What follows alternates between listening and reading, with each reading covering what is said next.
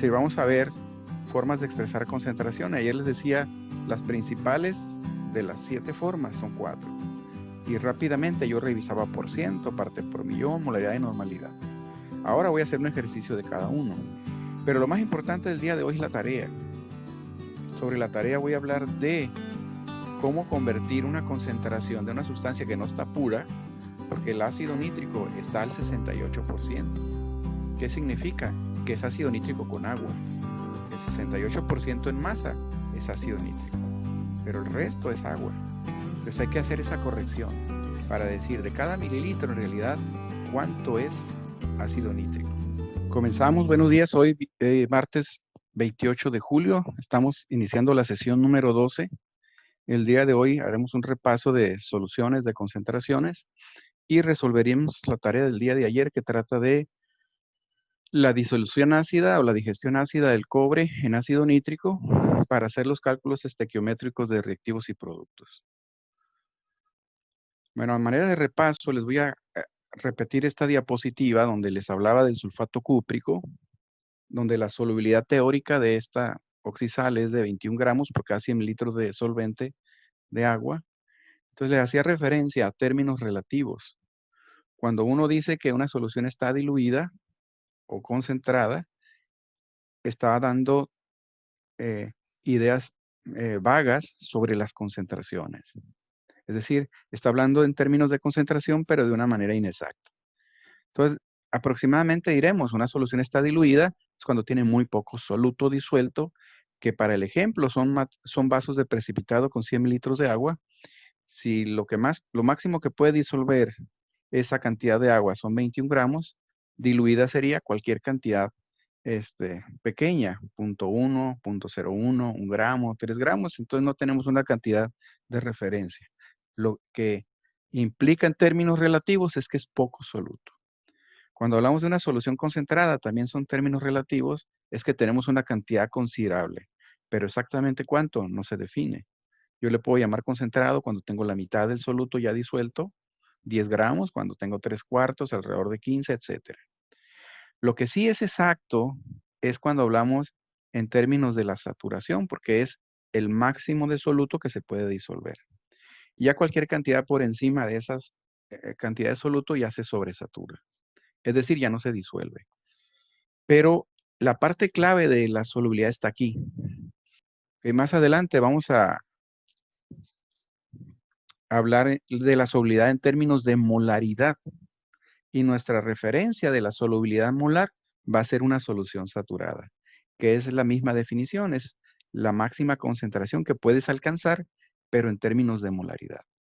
Bueno, entonces es muy importante que ustedes, como les decía el día de ayer, que entiendan que cuando uno prepara soluciones, antes de prepararlas, ustedes busquen o tengan idea de qué tan soluble es esa sustancia. Y lo más importante en términos de concentración es cuando relacionamos el soluto y la solución. O sea, no es importante o tan relevante conocer el solvente o los mililitros de solvente, sino el volumen total, que es el volumen de la solución. La densidad es una relación que se establece para una sustancia en función de lo que pesa, la masa, y lo que mide en volumen.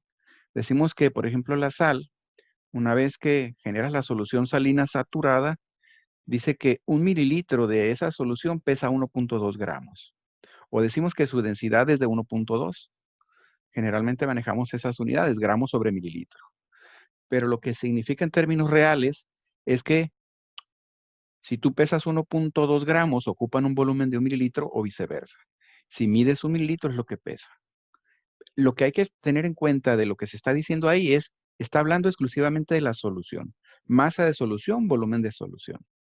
Cuando nosotros preparamos esa solución y vemos los componentes, las partes, decimos que para ello mezclamos 36 gramos de cloro de sodio, 100 gramos de agua, de tal manera que el total en masa es la suma de masas de soluto y de solvente. Si en total tenemos 136 gramos de solución. Si nosotros tomamos como referencia la densidad, nosotros podemos calcular una concentración de esa solución. No decir solamente está saturada, sino decir exactamente a qué concentración se encuentra la solución salina. Entonces lo que tenemos que hacer es establecer una relación. La relación de densidad que dice gramos de la solución, volumen de la solución. Y dice que es 1.2 gramos por cada mililitro. Ahora, si tomamos como referencia los gramos que tenemos en la solución, cuando se agregan 100 gramos de agua y 36 gramos de sal, decimos que tenemos 136 gramos de solución. Eso lo que queremos hacer en términos de densidad es convertirlo a volumen. Y para eso nos sirve la densidad. Y si hacemos la regla de 3, vamos a redondear a 113.3 mililitros. Y aquí lo primero que tienen que hacer reflexión es que por el hecho de que tú mezcles sal y agua, el volumen no se cambia, no se incrementa, o sea, no varía, permanece 100, y eso es falso. Lo otro que tienen que saber es que el hecho que sumes 36 gramos de sal y 100 gramos de agua no les va a dar 136 mililitros, porque el volumen que ocupa cada gramo de sal no es un mililitro, ¿sí? La realidad es que depende de la densidad. Lo que sí es un hecho es que el volumen se aumentó desde los 100 gramos o 100 mililitros de agua hasta los 113. Es decir, hubo un incremento del volumen cuando sumas soluto y solvente. ¿Para qué sirve eso? Porque una vez que tú defines la relación gramos, ahora sí sabes cuántos gramos de soluto tienes. Sabes que tienes 36 gramos de soluto y sabes que la solución en volumen son 113. Y con esos datos, tú puedes establecer ya porcentajes. Lo que estoy representando aquí es un vaso, pudiera ser un matraz, ¿no? Si tú dices, aquí hay 100 mililitros de agua y yo voy a disolver, si tú no puedes decir que si agregas esos 36 gramos se quedó igual. A lo mejor no lo percibes en términos ópticos, o sea, que tú pones el ojo para ver los niveles y no lo puedes percibir. Pero lo que hay que saber es que siempre hay que esperar los incrementos en volúmenes en grandes adiciones de soluto. Si tú agregaras 0.1, 0.5, a lo mejor no sería significativo, pero aquí estamos agregando una cantidad considerable de soluto. Bueno, entonces, esa es la primera situación. Una solución saturada que se preparó con 100 mililitros de agua, al final no tiene 100 mililitros de solución. ¿Cómo calculamos el porcentaje? Como les decía, ya tenemos la cantidad de soluto, 36 gramos, entre el volumen de solución 113 y simplemente lo multiplicamos por 100. Al relacionar masa a volumen por 100. Y también podemos calcular molaridad. En términos de molaridad son moles litro o gramos sobre peso molecular por litro. Pues tenemos 2 gramos. La masa molar o masa molecular de 58.5 lo dividimos y dividimos entre el volumen que sería 0.113 litros. Es decir, el volumen de la solución. Una vez encontrada esa relación, es decir, una vez teniendo el volumen que ocupa la solución, entonces relacionas los gramos de soluto entre el volumen de la solución. Una de las cosas que nunca debemos hacer en el laboratorio es usar materiales distintos al matraz volumétrico para preparar soluciones exactas. Si a ti te dicen prepara una solución de concentración aproximada o de diluida en términos relativos, pudiera ser. Pero si vas a preparar soluciones de concentración exacta porque son de uso cuantitativo, el único recipiente permitido es el matraz volumétrico. ¿Por qué? Porque las graduaciones de los otros recipientes no son exactas. Porque no puedes apreciar los meniscos, además le agregas ese error. Es decir, el nivel máximo del volumen.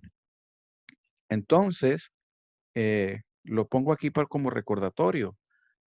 No podemos usar vasos de precipitado, ni probetas, ni matraces Erlenmeyer cuando queremos preparar soluciones exactas. Para eso usamos el matraz volumétrico o matraz de aforación.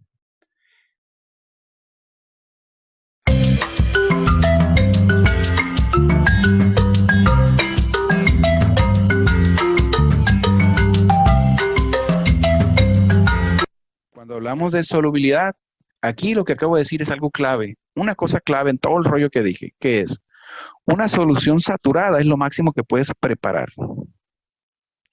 Les voy a poner un ejemplo. El hidróxido de magnesio, y si no por el hecho de que el magnesio es del grupo 2A, va a ser soluble. El hidróxido de magnesio es lo que ustedes conocen, quizá conozcan o no, la leche de magnesia. La leche de magnesia es un antiácido. Vienen preparados en suspensiones que tú tienes que agitar y aventarte la mezcla que parece leche, pero en realidad es un hidróxido de magnesio. Si tú buscas solubilidad del hidróxido de magnesio, vas a encontrar que va a ser .00012 gramos por 100 mililitros de agua. O sea, prácticamente nada. Y está categorizado en las tablas como ácido, como base fuerte. La realidad es que no lo es, porque ni siquiera se disuelve. Entonces, imagínense que a ti te dice la maestra, disuélveme 1 gramo en 100 mililitros de agua. Y ahí están con la espátula dándole vueltas, calentándolo y enfriándolo y como tontos ahí, disculpen la expresión, tratando de disolverlo, pero nunca los van a disolver porque la solubilidad es demasiado baja, exageradamente baja. No vas a disolver 1 gramo, no vas a disolver ni siquiera 0.1, no vas a poder disolver ni siquiera 0.01, porque su solubilidad está en las 10 milésimas de unidad. ¿Sí me explico? Entonces, un alumno de entrada tendría que tener nociones de buscar al menos, saber que existen datos de solubilidad para no estarse peleando con las soluciones. La otra, que también es un error común de laboratorio, es que quieren disolver cosas en agua que no son solubles. Por ejemplo, hay un indicador que usamos mucho en el laboratorio que se llama fenoftaleína y no es soluble en agua.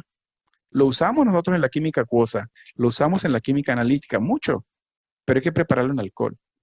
Y ahí están gente preparando, ¿no? Y cuando lo preparan, lo agitan y si no, si les vale la preparación, lo dejan ahí, todo está en el fondo, porque no se disolvió en el agua. Toman unas gotitas con el gotero, pero no está disuelto, todo está en el fondo, ¿sí? Entonces son de los detalles que hay que buscar siempre cuando tú hablas de soluciones. Saber es primero, ¿es soluble o no es soluble?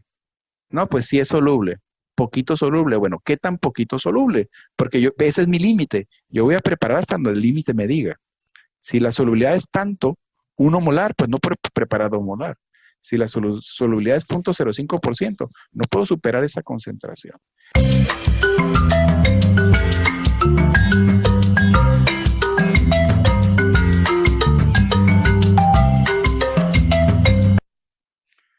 Bueno, otra de las cosas que quiero repasar del día de ayer es lo que tiene que ver con las formas de expresar concentración. De estas 7 formas, el día de ayer yo les hablaba de por ciento, partes por millón, molaridad y normalidad. O sea, a continuación lo que voy a hacer es plantearles ejercicios y que ustedes me ayuden en la resolución. Entonces, en ese mismo orden es como voy a presentar los cálculos o los ejercicios. Entonces, empezando por concentración en por ciento, concentración porcentual, que está definido por la fórmula de los gramos de interés, en este caso soluto, o la fracción de interés, sobre los mililitros de solución y eso multiplicado por 100. Decimos que en este tipo de formas de expresar concentración no nos interesa la naturaleza de la sustancia. Es decir, no necesito saber ni la fórmula ni el peso molecular. Ese puede ser algo que quiere preparar de una sustancia que ni siquiera tiene nombre el frasco. Lo que sí necesito saber es su masa expresado en gramos y el volumen final que yo adquiero cuando preparo la solución. Entonces, para este ejemplo, tenemos que tratamos de disolver y preparamos 0.5 gramos de soluto, aforamos hasta 50 mililitros de solución. Y a ustedes ahora sí les pregunto, si tienen por ahí cuaderno, calculador en mano, ¿cuál es el porcentaje de esta solución?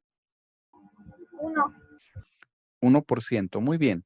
Inclusive sin usar la calculadora decimos, si yo doblo los volúmenes, tendría que doblar el soluto. Es decir, si esto lo cambio a un material más grande, a un matraz volumétrico de, por ejemplo, 100 mililitros, el doble, entonces yo necesito 1 gramo.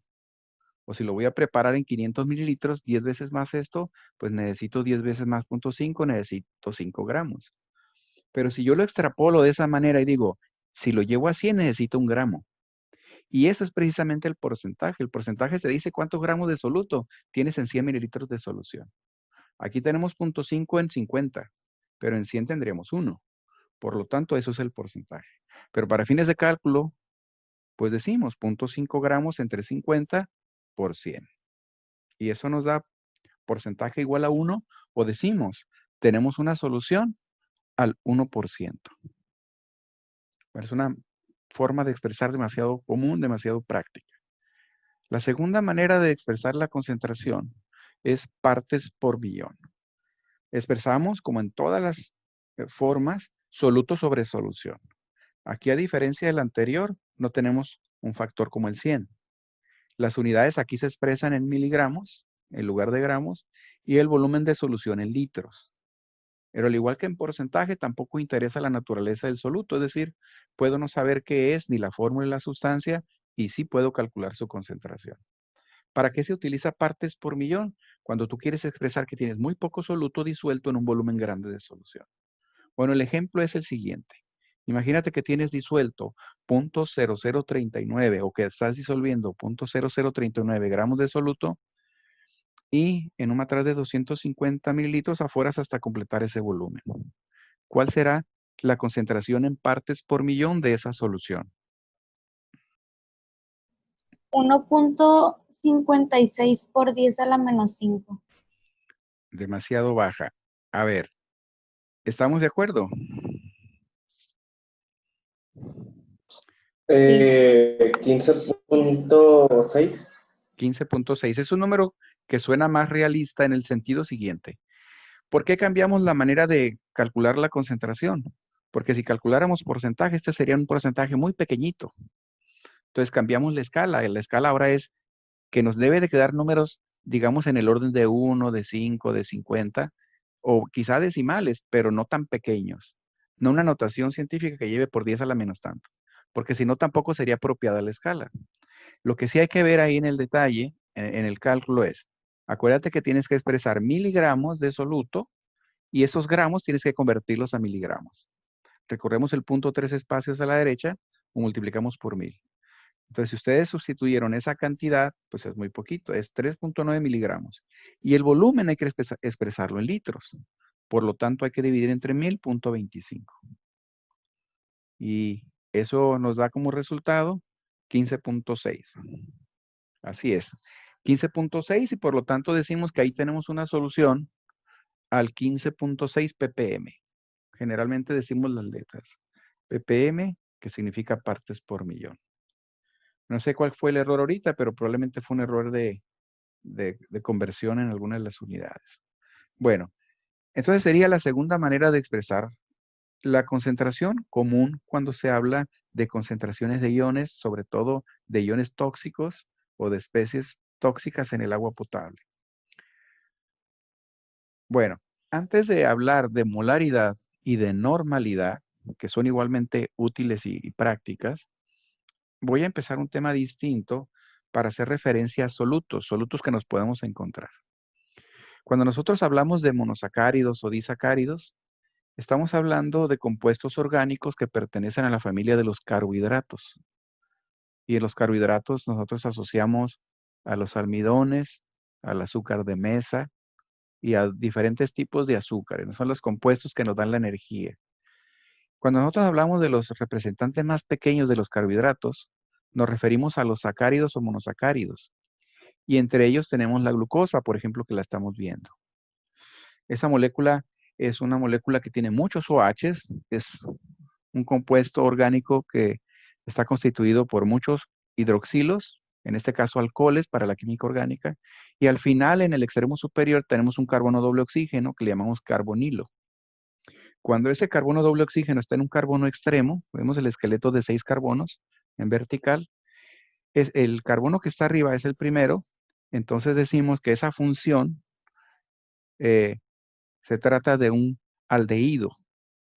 Si ese carbonilo no fuera extremo, se trata de una acetona. Estamos hablando de características de ciertas familias orgánicas. Este compuesto es un polihidroxialdehído. Y también tenemos otro ejemplo de monosacárido, también es un polihidroxi, solamente que el carbonilo no es terminal, el carbono doble oxígeno, y esto por lo tanto es una polihidroxicetona.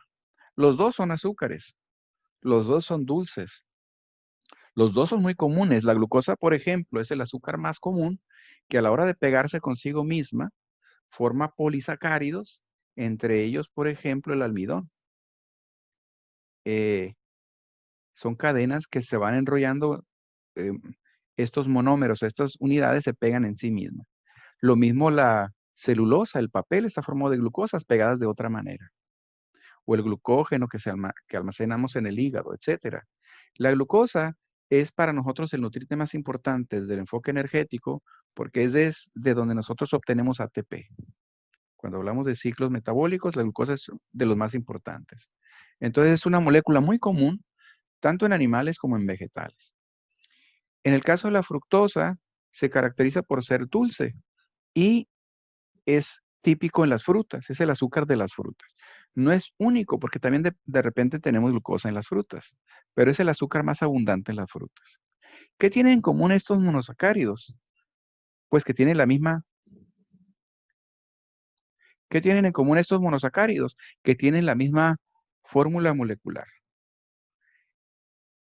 Uno se cicla de una manera, de pirano, decimos, de ciclos de 6, el otro se cicla como pentágono, como furano, pero los dos tienen la misma fórmula. La fórmula química de los dos es C6H12O6. Es decir, son isómeros. Son compuestos con la misma fórmula, pero diferente estructura o orientación de sus átomos en el espacio. Inclusive puse un disacárido. ¿Qué es un disacárido? Es la unión de dos monosacáridos. Y el ejemplo más común de monosacárido que tenemos es la sacarosa. De hecho, se une una glucosa con una fructosa. La glucosa la vemos a la izquierda y la fructosa a la derecha. A la hora de condensar estos dos monosacáridos y formar ese puente que estamos viendo en medio, entonces se pierde una molécula de agua.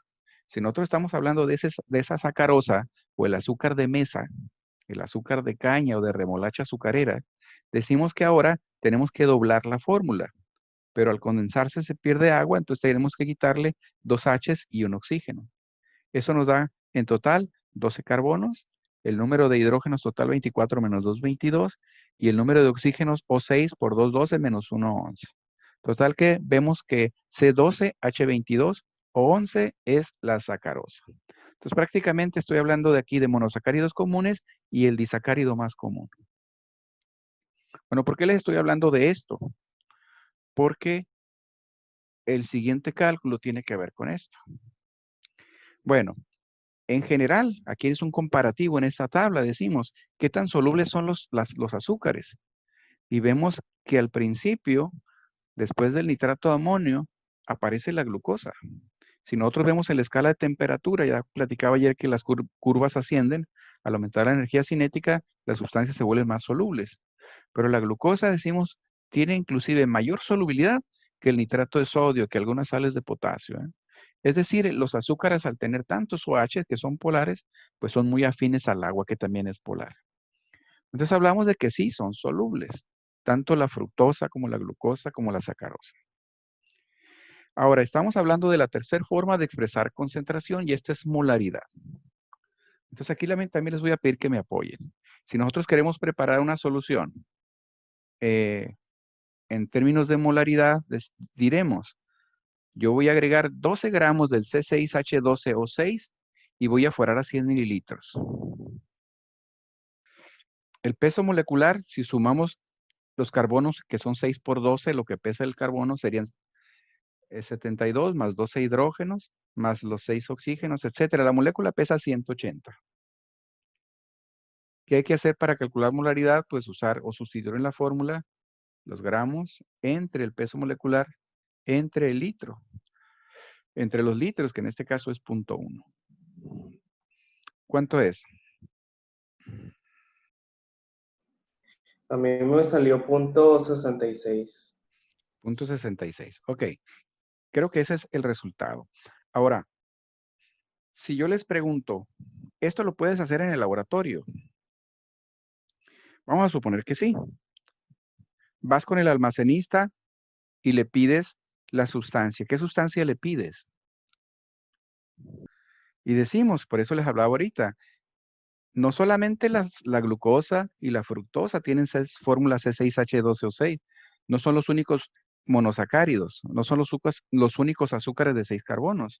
Tenemos manosa, la ribosa inclusive que le escuchan ustedes hablar en el RNA y DNA, también es un azúcar de 6 carbonos. Es decir, cuando tú tienes una fórmula condensada, pues no te está diciendo cuál es la sustancia, sobre todo esta que tiene muchos isómeros. ¿Los puedes calcular? Sí, es muy fácil calcularla porque tienes la fórmula y de ahí sacas el peso. Pero lo que tienen que caer en cuenta ustedes es que cuando preparen soluciones, en la realidad tienes que saber qué es el soluto o cuál es el soluto porque es lo que tú vas a requerir o lo que vas a solicitar. Entonces ya irías con el almacenista a decirle, necesito la fructosa, ¿sí? A eso me refiero con esta partecita. No es suficiente en la realidad tener una fórmula, a veces necesitamos los nombres. Entonces en el cálculo decimos gramos de soluto dividido entre lo que pesa multiplicado en el denominador por el volumen en litros. Y eso nos da redondeado a la tercera cifra a 0.667 molar. Es decir, aquí tenemos una solución al 0.667 molar. La cuarta forma de expresar concentración es la normalidad. La tenemos representada con la N mayúscula. Entonces, si nosotros observamos la fórmula, cuando tenemos gramos de soluto sobre peso molecular sobre litro, pues ahí estamos recordando a molaridad. A diferencia, aquí tenemos un factor adicional que está simbolizado con el símbolo gato, otras veces por el símbolo teta, ese símbolo que nos representa ángulos en matemática. Entonces decimos que la normalidad se define por los equivalentes de soluto sobre litro. En molaridad le llamamos mole sobre litro, aquí es equivalentes sobre litro. ¿Pero qué es un equivalente? El equivalente son los gramos sobre peso equivalente. Entonces ahí sale otro concepto que es el peso equivalente. ¿Y qué es el peso equivalente? El peso equivalente tiene que ver con el peso molecular o el peso atómico, si es una especie atómica, pero dividido entre ese factor que le llamamos parámetro de carga. Ese símbolo gato o ese símbolo teta que serían sinónimos. Entonces, si nosotros sustituimos lo que es peso equivalente entre las fórmulas que tenemos a la derecha, entonces tendremos que la normalidad es igual a equivalentes, pero equivalente es gramo de peso equivalente y peso equivalente lo tenemos entre paréntesis en color violeta. Pues finalmente reordenando todos esos términos nos da la fórmula que tenemos arriba a la izquierda. Entonces la única diferencia que existe entre normalidad y molaridad pues es ese factor. Y decimos, ¿cómo obtenemos ese parámetro o qué significa el parámetro?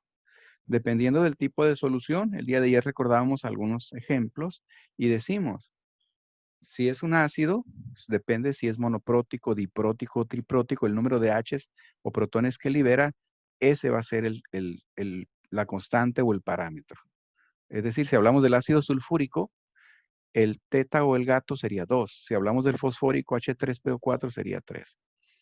Luego, el segundo criterio es el número de OH. Si hablamos de un hidróxido, entonces ese OH para un compuesto como el hidróxido de sodio, NaOH, solamente tiene uno. O el que mencionaba hace rato en el video, el hidróxido de magnesio, MgOH2, pues hay 2 hidroxilos. Por lo tanto, ese número es 2. El tercero era la carga del catión, y que es igual muchas veces a la carga del anión. Hablábamos de una nomenclatura X igual a Y, que significaba las cargas. Se dice, si tú combinas, en el caso de las sales u oxisales, un catión con un anión que tienen la misma carga, entonces, si uno es más 2, el otro es menos 2, el parámetro de carga es cualquiera de los dos. Esa es la carga del catión o la carga del anión. Pero si tenemos una especie cuyo catión y anión difieren en su carga, por ejemplo, si uno fuera más 2, el otro menos 3, entonces el parámetro de carga es multiplicar esos dos números. 2 por 3, 6, y entonces el numerito, el gato, el teta sería 6.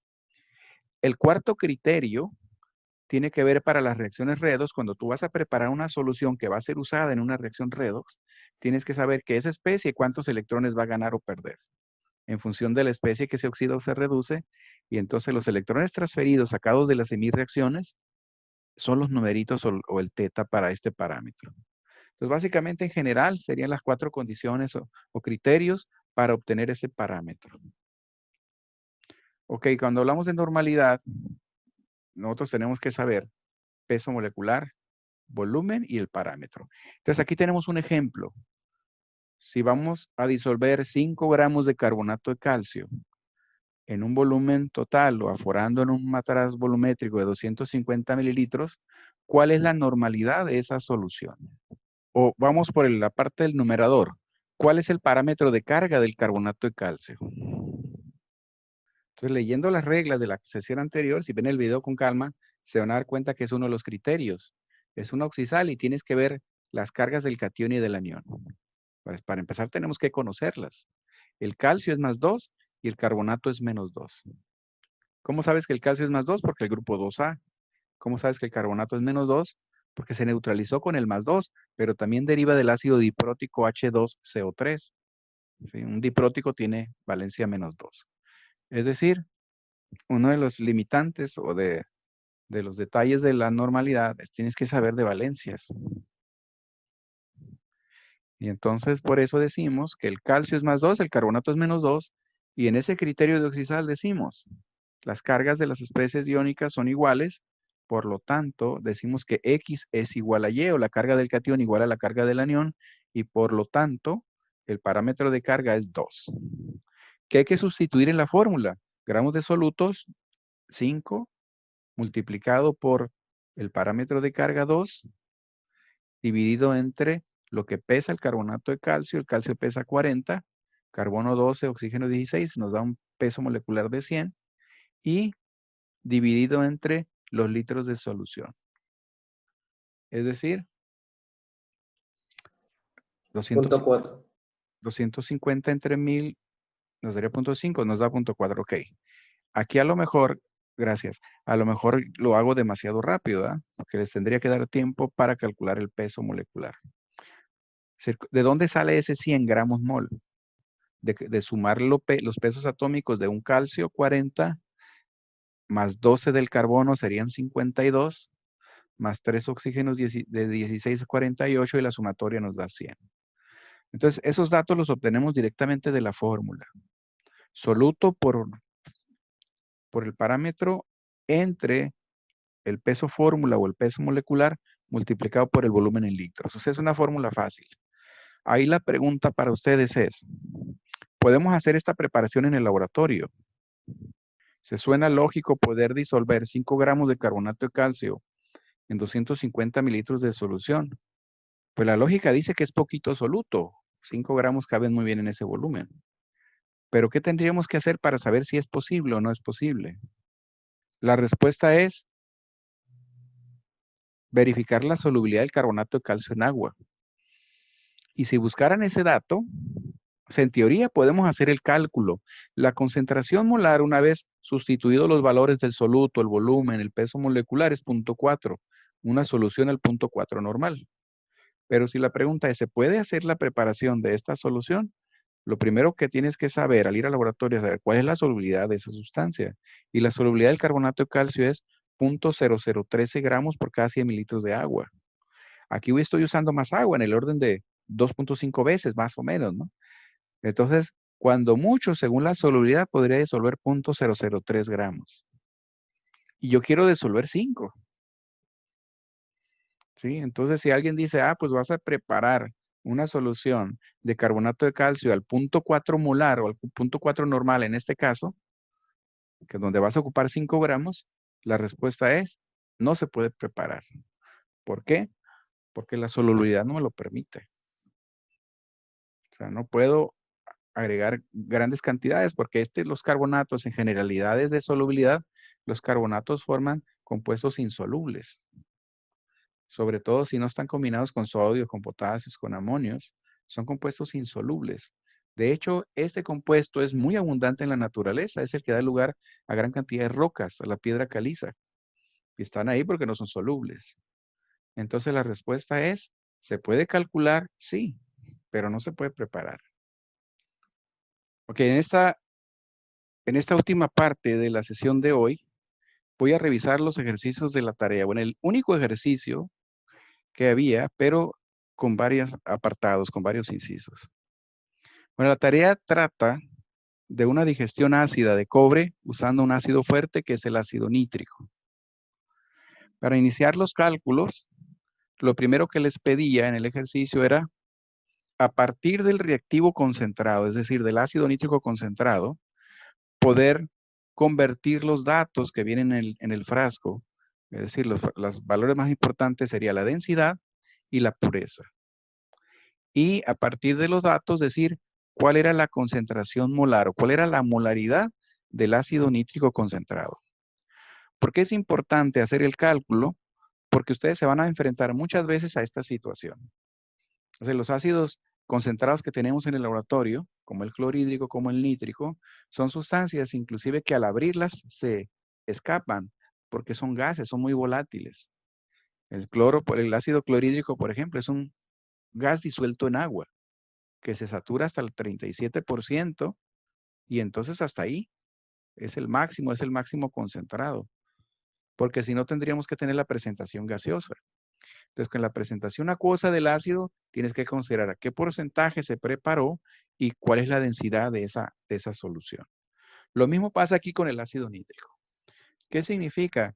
Que cada vez que hay un lote de producción de alguna empresa que te vende un frasco, un galón, tú tienes que corroborar, porque no te va a decir la concentración molar, tú tienes que calcularla. Tienes que corroborar cuál es la pureza o el contenido, en este caso, del ácido con respecto a la masa total, y la otra es la densidad que ocupa esa solución. ¿Qué vamos a hacer? Es partir de la densidad. ¿Qué significa la densidad? Se refiere solamente a la solución. Dice, cada mililitro de solución pesa 1.51 gramos, o al revés, ¿no? 1.51 gramos de esa solución ocupa un volumen de 1 mililitro. ¿Qué es lo que hay que saber? Que de ese 1.51 gramos, no todo es ácido. Solamente el 68% de esos gramos es ácido, el resto es agua. ¿Qué tenemos que hacer? Pues considerar ese porcentaje de pureza y en este caso multiplicaríamos por 0.68 y nos daría un total de 1.0268 gramos de ácido nítrico. Es decir, en ese mililitro solamente hay 1.0268 gramos de ácido nítrico. El resto para 1.51 es agua. Entonces ahí podemos establecer nosotros una relación a nuestra conveniencia. ¿Cuál es esa relación? No la densidad. Decir, 1.0268 gramos de ácido nítrico son los que están contenidos en un mililitro de solución. ¿Qué es lo que estoy haciendo en ese momento? Estoy hablando del soluto. Gramos de ácido nítrico y expresado en gramos. Y estoy hablando del otro parámetro, el otro valor que es volumen de solución. Y es lo que yo siempre necesito para expresar una concentración, soluto-solución. Entonces, desde aquí yo puedo calcular lo que sea. Si yo quiero calcular molaridad, digo, ¿cuántos gramos tengo? Tengo 1.0268. ¿Cuánto pesa el ácido nítrico? La sumatoria de 1 más 14 más 3 veces 16, que es 48, me da 63. El peso molecular 63 gramos mol. Y dividido entre el volumen. ¿Qué volumen tengo de ácido nítrico? 1 mililitro, pero expresado en litro es 0.001 litro o 1 entre 1000. Así de sencillo es calcular molaridad. Y la molaridad es 16.3. Pues, ¿qué tuvimos que hacer? Hacer esa corrección en función del porcentaje de pureza. Y usar ese dato de masa de soluto con respecto al mililitro en la fórmula de molaridad. Lo mismo haríamos en el ácido clorhídrico, exactamente. O los ácidos nos representan esa situación de densidad y pureza. Ese era el apartado número 1. Tomando como referencia esas propiedades o esas características de la solución concentrada de ácido nítrico, ¿cuál era la concentración molar? 16.3. Bueno, entonces decía el número 2. ¿Cuántos mililitros de alícuota tomarías de esa solución de ácido concentrado o del frasco del ácido nítrico concentrado, que pudiera ser un galón de 4 litros, pudiera ser 1 litro, un frasco de 250, lo que tengas tú del ácido concentrado? De ese frasco, que por eso hay que tener cuidados en su manipulación, porque pues son ácidos agresivos que nos pueden quemar o lastimar los ojos, es ¿cuánto tomarías de ese ácido concentrado para transferirlo a un matraz de 100 y que la concentración una vez que diluyas o que afores a 100 te quede 2 molar? ¿Cuántos de ustedes resolvieron este problema? No sé si estoy bien, pero a mí me dio 12.27 mililitros. En ese orden, muy bien. A mí me dio 13.24. Ok, entonces vamos a ver la diferencia, a ver si podemos detectar el detalle, la variación. Bueno, entonces, ¿qué es lo que hay que hacer? Es plantearnos siempre el concepto de dilución o la fórmula de dilución. Decimos, vamos a pasar de un matraz o de un contenedor, de un recipiente, donde lo más importante en el matraz de la izquierda no es lo que tengo total, sino lo que voy a transferir. Ese puede ser el garrafón, puede ser el galón.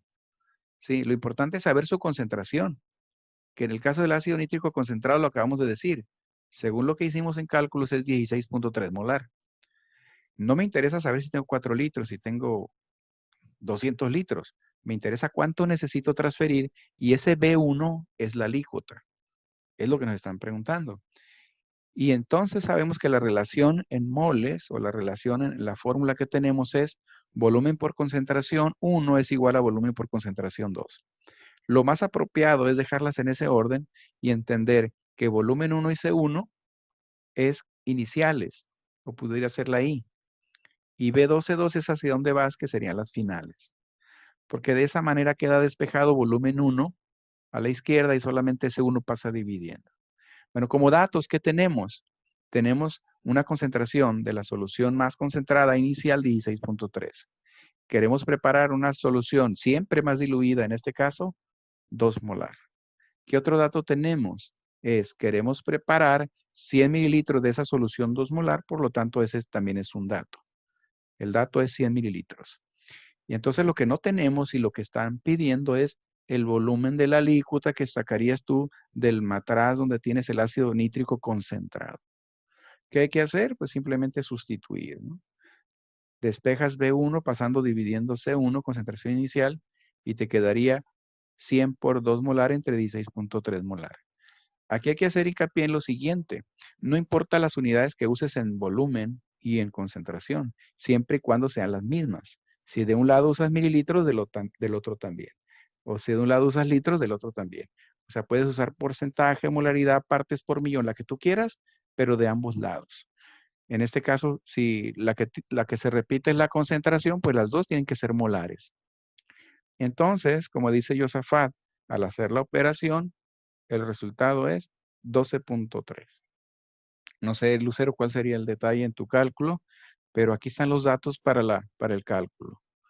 Volumen 2, concentración 2, son 100 mililitros por 2 molar, y eso dividido entre la concentración inicial.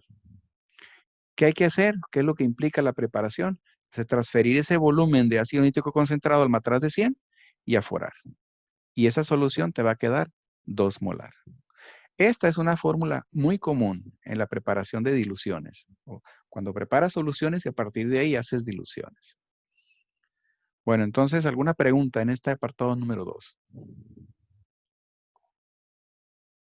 Ninguna. Bueno, entonces vamos a pasar a la siguiente parte del ejercicio. De lo que se trata la reacción es de hacer reaccionar al cobre con el ácido nítrico. Y más o menos lo que alcanza a ver en la fotografía de la derecha es cómo se vería. Cuando se ocurre la digestión, es una reacción violenta dependiendo qué tanto uses de ácido y qué concentración uses, pero libera gases de monóxido de nitrógeno, inclusive dióxido de nitrógeno. Y lo que nos queda abajo es una solución más o menos de color azul, que sería el nitrato de cobre 2. Entonces equivale a tirarle una laminita de cobre o agregarle ahí una monedita, un penny de la moneda de Estados Unidos, que es cobre, y agregarle ácido fuerte y ocurre la digestión. ¿Qué es la digestión? El cobre desaparece, se va a transformar. Bueno, entonces, en las solicitudes que les hacía, en el inciso A y B, les pedía el balanceo método algebraico y método redox. Yo solamente voy a ilustrar redox, porque es más en el enfoque químico. Y luego la segunda pregunta, inciso B, decía, ¿cuántos mililitros del ácido nítrico, ya que lo preparaste 2 molar a partir del concentrado, cuánto es lo que le tienes que agregar a los 0.5 gramos del cobre para que reaccione completamente? Es decir, el inciso B es un cálculo de estequiometría. Bueno, entonces lo primero que tenemos que saber es la reacción. El cobre con el ácido nítrico produce, dice ahí, nitrato de cobre 2. Luego produce también el monóxido del nitrógeno, un anhídrido, y agua. Es una reacción que pudiéramos intentarlo por tanteo, pero que nos genera un aprendizaje cuando intentamos balancear los redox. Y ahorita vamos a platicar los detalles que tiene esta reacción. Bueno, si nosotros intentamos hacer el redox, el primer paso del método es asignar números de oxidación. Y no necesariamente a todas las especies. Es a las especies que tú sospechas que cambian. Por ejemplo, yo no le asignaría número de oxidación al hidrógeno porque es +1 y no cambia. Ni al oxígeno, que es -2 y no cambia. Pero, por ejemplo, el nitrógeno del lado derecho en el monóxido está combinado con el oxígeno -2, por lo tanto es +2. En el ácido nítrico tenemos que está trabajando con +5 si hacemos los ajustes de las valencias. Por lo tanto, con algo de calma y conocimiento de valencias y combinaciones y cancelaciones en función de la neutralidad de las moléculas, nosotros asignamos números de oxidación. Para empezar, a la izquierda tenemos el cobre elemental, por lo tanto es 0. En la especie del ácido nítrico de reactivos decimos que como tienes un +1 en el H y el oxígeno -2 son 6 negativas, pues tiene que ser +5. Lo que estamos observando en el ácido nítrico es que es el nitrato NO3-1. Y ese nitrato NO3-1 lo vemos repetido en el primer producto, solamente que está entre paréntesis. Pero al repetirse el anión NO3, ese nitrógeno sigue siendo el mismo que está ahí. O sea, el nitrato no cambia su valencia y el elemento intermedio tampoco. El nitrato sigue siendo -1 y el nitrógeno del nitrato sigue siendo +5. Por eso le ponemos directamente +5. ¿Cómo sabemos que el cobre de productos es +2? Porque tenemos por fuera del paréntesis un subíndice 2 que viene del cruce de la valencia del cobre. La otra manera es calculando hasta buscar la neutralidad y podemos ver ahí cómo la molécula queda neutra. Pero el cobre tiene valencia +2. Y en el lado derecho les decía, el nitrógeno combinado con el oxígeno -2, pues es +2. Entonces automáticamente estamos viendo cómo el cobre aumenta o se oxida y cómo el nitrógeno de +5 pasa a +2. El detalle especial de esta reacción es que no todo el nitrógeno se reduce de +5 a +2. Hay una cantidad de nitrógeno que queda +5, que es precisamente la que está con el cobre. Entonces, por ahí tendremos que hacer esa corrección o ese ajuste. De inicio vamos a hacerlo normal. Bajar las semirreacciones o las especies que se oxidan y se reducen, calculando el número de electrones transferidos. Decimos, cuando el cobre 0 pasa a cobre +2, tiene que perder 2 electrones para oxidarse. Entonces ponemos la semirreacción, cobre 0 menos 2 electrones pasa a cobre +2. Oxidación. Luego tenemos la otra semirreacción. Solamente incluimos al nitrógeno +2 de productos. Entonces decimos, cuando el nitrógeno +5 gana 3 electrones, pasa a nitrógeno +2. Estoy poniendo nitrógeno +5 del ácido nítrico en reactivos y estoy poniendo nitrógeno +2 del monóxido de nitrógeno. Bueno, una vez que tenemos las semirreacciones, lo que hay que hacer es igualar el número de electrones, cruzando el número de electrones a la semirreacción de arriba, es decir, es un factor. El 3 multiplica la semirreacción de arriba y el 2 a la de abajo. De esa manera tendremos ilustrada ahí la multiplicación con el paréntesis, 3 por la semirreacción de arriba y 2 por la semirreacción de abajo. Si llevamos a cabo la operación, el factor va a multiplicar a cada uno de los componentes de esa expresión de mi reacción. Va a multiplicar al cobre, a los electrones y al cobre. O va a multiplicar al nitrógeno, a los electrones y al nitrógeno. Es decir, al hacer la multiplicación por esos 3 componentes nos daría 3 cobres menos 6 electrones y 3 cobres más 2. Y en la multiplicación de abajo nos daría 2 por nitrógeno +5, nos daría 2 nitrógenos +5 y luego más 6 electrones, más produce 2 nitrógenos +2. Y entonces lo más importante ahí es que prácticamente terminamos el ajuste. ¿Por qué? Porque los electrones se cancelan. Y entonces esos coeficientes que surgieron son los que tenemos que colocar en la reacción de arriba. Solamente que había que hacer una consideración. Decimos, si nosotros hacemos una especie de sumatoria, es decir, ¿qué es lo que se logró con el ajuste? Nos quedaron 3 cobres ceros, 2 nitrógenos +5 a la izquierda, 3 cobres +2 y 2 nitrógenos +2. Solamente estoy resaltando en rojo los que voy a colocar. ¿Cuál no voy a colocar? El de nitrógeno +5, porque tenemos otros nitrógenos +5 que no fueron considerados. Entonces lo que hacemos es considero solamente los que están en rojo y los coloco y me guardo ese 2 o no lo pongo como coeficiente en la reacción. Es decir, coloco esos 3 factores y luego empiezo a visualizar cuántos nitrógenos tengo al lado de productos. El número de nitrógenos del lado de productos serían, en el nitrato de cobre, en el nitrato serían 2 nitratos, ahí serían 2, multiplicado por 3, serían 6 nitrógenos. Y en el lado del monóxido de nitrógeno, tengo 2 nitrógenos. sea, en total, yo sé que en el lado de productos tengo 8 nitrógenos. Entonces, ese coeficiente 2 no me serviría. Ese coeficiente 2 tengo que cambiarlo por 8. ¿Qué significa ese cambio? Significa que solamente 2 nitrógenos más 5 pasaron a nitrógeno más 2. Solamente 2 nitrógenos más 5 se redujeron. Pero me hacen falta representar otros 6 nitrógenos, los que tiene el nitrato, que esos no cambiaron. A esa es la corrección a la que me refiero.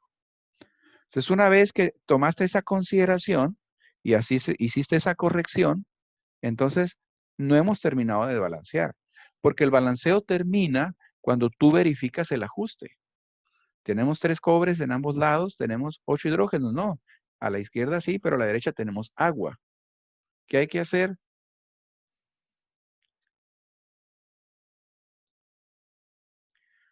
Bueno, entonces les digo, asignamos esos números.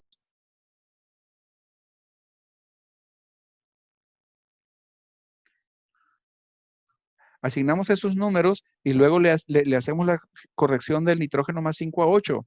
Pero al verificar si está balanceada, lo que observamos es que hay 8 hidrógenos a la izquierda y solamente 2 a la derecha. ¿Qué hay que hacer? Pues poner el coeficiente en el agua, que es igual a 4. Y ahora sí, si verificamos, hemos ajustado a 3 cobres, a 8 hidrógenos, a 8 nitrógenos y a 24 oxígenos de cada lado. ¿Por qué necesitamos el balanceo? Porque vamos a hacer los cálculos estequiométricos. Bueno, entonces decimos que para la parte B del ejercicio nos preguntan, ¿cuántos mililitros de ácido nítrico necesitamos para hacer reaccionar la totalidad de nuestro reactivo en el cobre para lograr su digestión? Y para ello necesitamos la reacción balanceada. En base a los moles reactantes de los moles del cobre y del ácido nítrico decimos, 3 moles de cobre son 190.5 gramos, 8 moles de nítrico son 504 gramos. ¿Cuánto necesitamos de ácido nítrico si quiero hacer reaccionar esos gramos de cobre? Entonces, por la regla de 3, determinamos que es 1.32 gramos del ácido nítrico.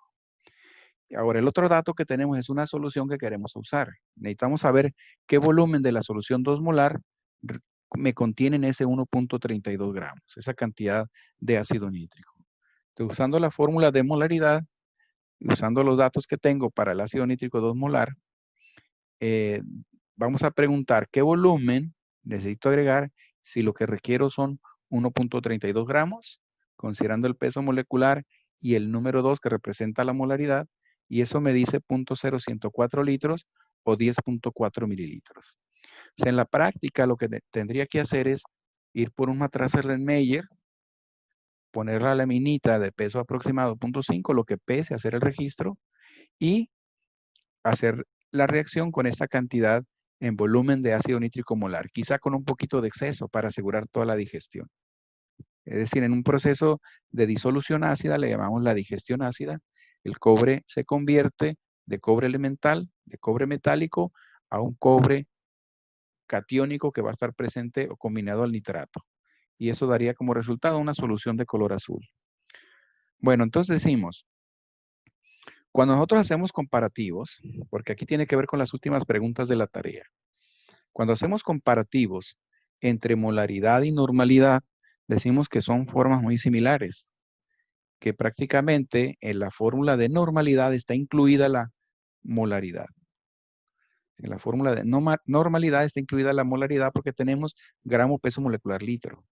Por lo tanto, eso implicaría una tercera fórmula que diría, la normalidad es lo mismo o es igual a la molaridad por el parámetro de carga.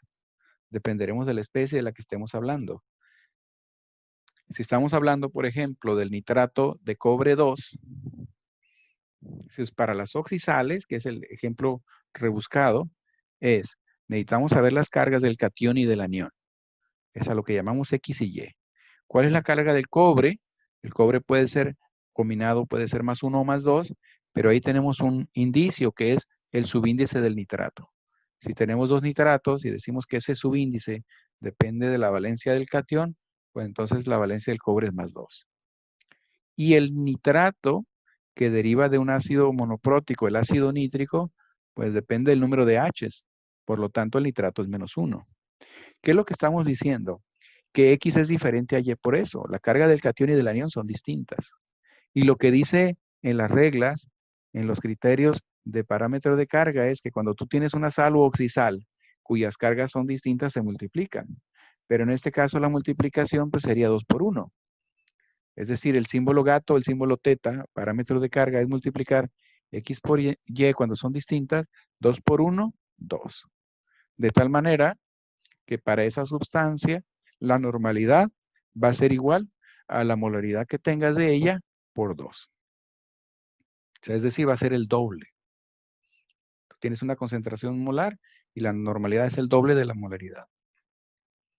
Bueno, y esta es la parte C, para lo cual estaba haciendo la relación de molaridad con normalidad. En esta pregunta implica que la mezcla de reacción de los 0.5 gramos de cobre más los 10.4 mililitros de nítrico 2 molar es, una vez reaccionado, es pasarlos o transferirlos a un matraz volumétrico de 50 y terminar de aforar con agua hasta 50. ¿Qué significa? Que para fines de cálculo, nuestro volumen de solución va a ser 50. Entonces decimos, ¿qué es lo que estamos preguntando? El inciso C, estamos preguntando sobre la concentración del nitrato de cobre 2. Entonces ahora la relación en la estequiometría ya no tiene que ver con cobre y nítrico, ahora tiene que ver con cobre y nitrato. Es decir, si el dato conocido está en el cobre elemental, entonces comparo los 3 moles de cobre 190.5, entonces lo que sea el peso molecular, un mol de nitrato de cobre se multiplica por 3, me da 562.5, y ahora sí establecemos la relación de cálculo, es 0.5 gramos, ¿cuánto producirá? Y establecemos esa multiplicación y división es 0.5 por 562.5 entre el opuesto a la X 190.5, y eso da 1.48 gramos. Es nitrato, al ser un anión, que es un electrolito fuerte, altamente soluble, pues esperamos que ese compuesto esté disuelto, de tal manera que vamos a tener una concentración de él. ¿De qué depende la concentración? Dependiendo de la forma que la queramos expresar. Es de los gramos de soluto, o sea, de esa especie, ya los obtuvimos, o ya los calculamos, 1.48, los gramos de soluto entre el volumen de la solución, dependiendo de la forma de expresarlo. Es decir, si nosotros queremos, bueno, aquí está simbolizado en el dibujo, dice, una vez que haces la reacción, los 0.5 gramos de cobre con los 10.4 mililitros de ácido nítrico 2 molar, los transfieres a un matraz de 50 y aforas. Y ahora lo que te estás preguntando es, en ese matracito de 50, ¿cuál es la concentración porcentual? ¿Cuál es la concentración molar? ¿Y cuál es la concentración normal? Esa es una misma solución, pero representada de 3 formas distintas.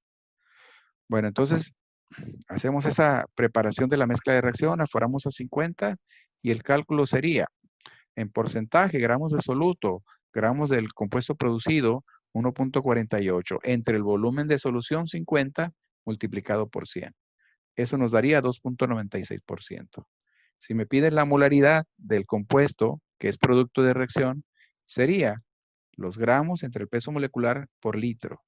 Por lo tanto, la misma masa del soluto, 1.48, entre lo que pesa un mol de nitrato de cobre, checando tablas, nos da esa sumatoria, 187.5 por el volumen, que en este caso son 50 mililitros convertidos a litros, 0.05. Y eso nos da una molaridad de 0.158. Pero si la pregunta es normalidad, que es el dato que vimos hace rato, donde la carga del cobre es más 2 y el nitrato menos 1, decimos que el numerito viene siendo 2.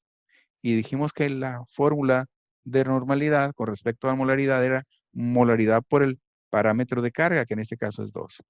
Por lo tanto, la normalidad es 0.316. Entonces, espero que haya quedado claro.